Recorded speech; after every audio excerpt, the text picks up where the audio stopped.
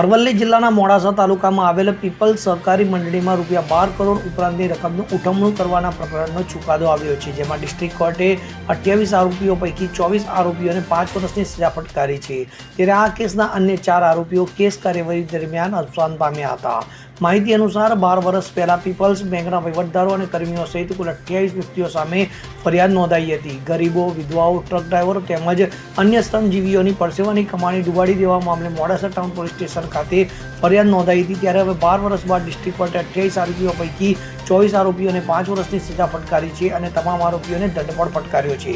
ત્યારે આ ચુકાદાને લઈને અસરગ્રસ્ત પરિવારોમાં ખુશીની લહેર સાથે પોતાના ખૂન પસીનાની કમાણી પરત મળશે તેવી આશા બંધાઈ છે। મારું નામ રમીલાબેન રાવળ।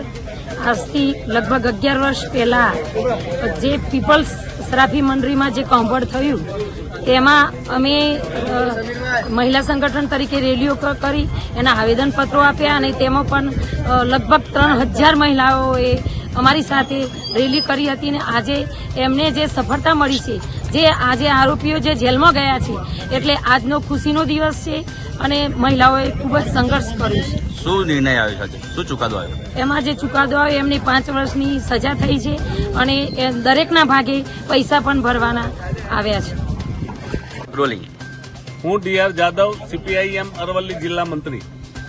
ધી પીપલ્સ સહકારી સરાફી મંડળીનું આશરે 10 વર્ષ પહેલા જે કૌભાંડ થયું હતું, એ કૌભાંડના કારણે અમે જે આંદોલન કર્યું અને એની જે સંઘર્ષ સમિતિ બની, એ સંઘર્ષ સમિતિ પછી ધરણા આંદોલન દેખાવ પછી રજિસ્ટ્રારને ફરજ પડી હતી અને 93ની કલમ લગાવી હતી અને 93ની કલમ અન્વયે જે તપાસ થઈ, જે ઊંડાણપૂર્વક તમામ દસ્તાવેજોના આધારે 28 આરોપીઓ નક્કી થયા હતા અને એનો અહીં મોડાસા કોર્ટમાં જે કેસ ચાલતો હતો, એ કેસની અંદર આજે ચુકાદો આવ્યો છે। ચુકાદા જનતાને જે ન્યાયતંત્ર પર વિશ્વાસ હતો, એ વિશ્વાસ આજે ફળીભૂત થયો છે અને સાથે સાથે આ તમામ થાપણદારોના જે પરસેવાના પૈસા છે, એ તમામ પૈસા ગરીબોને પાછા મળે એવી અપેક્ષા સાથે મોડાસાની જનતા રાહ જોઈ। કેટલાનું કૌભાંડ હતું? કુલ 13 કરોડનું કૌભાંડ હતું। શું ચુકાદો આવ્યો? ચુકાદો એવો આવ્યો છે કે દરેકને 5 વર્ષની સજા અને 1 લાખ રૂપિયાનું દંડ, 2 લાખ રૂપિયા। એ વખતે આંદોલન કર્યું। પીપલ્સ મંડળીનો આજે જે ચુકાદો આવ્યો બાબત શું કહેશો? પીપલ્સનો ચુકાદો જે પબ્લિકની જે માગણી હતી એ પ્રમાણે એમની જે હકીકત હતી, પબ્લિકના 13 કરોડનું જે ખોટી રીતે કૌભાંડ કર્યું, એ કૌભાંડનું અમારા સરકારી વકીલ જે સોલંકી સાહેબ અને એમની સાથે NP બારોટ સાથે રહી અને એમની કેસની તમામ દલીલો અને સારી રીતે જે ન્યાયિક ચુકાદો આપ્યો છે, એ અમારે શિરોમાન્ય છે અને પબ્લિકને સંતોષ છે।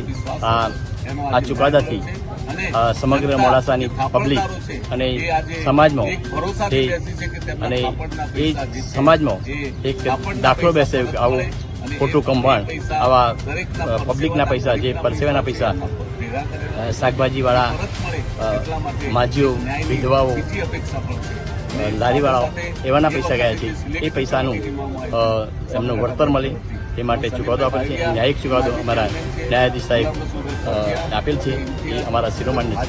સાહેબ, કેટલા લોકોને સજા થઈ છે અને કોર્ટે મહત્વનો ચુકાદો શું આપ્યો છે? કુલ 28 આરોપીઓ હતા, એમાં 4 આરોપીઓ ગુજરી ગયેલ છે।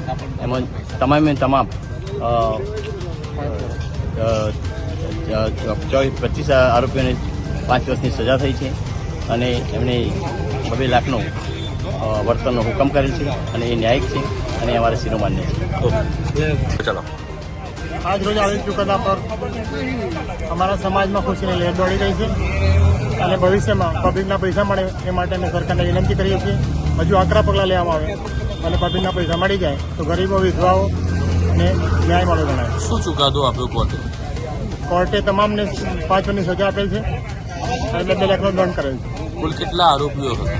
કુલ હતા 28, એમાંથી 4 એક્સપાયર થઈ ગયા, બાકીના આરોપીને સજા કરવામાં આવી। અને કેટલા વર્ષથી આ કેસ ચાલતો હતો? કેસ ચાલતો 12 વર્ષથી કેસ ચાલતો હતો, 13મા વર્ષે જજમેન્ટ આવ્યું। કેટલા કરોડનું કૌભાંડ હતું? 12 કરોડનું કૌભાંડ હતું। ઓકે। અમિત ઉપાધ્યાય સાથે CN24 ન્યૂઝ અરવલ્લી। હવે જુઓ દેશ દુનિયાની તમામ ખબરો તમારી આંગળીના ટેરવે।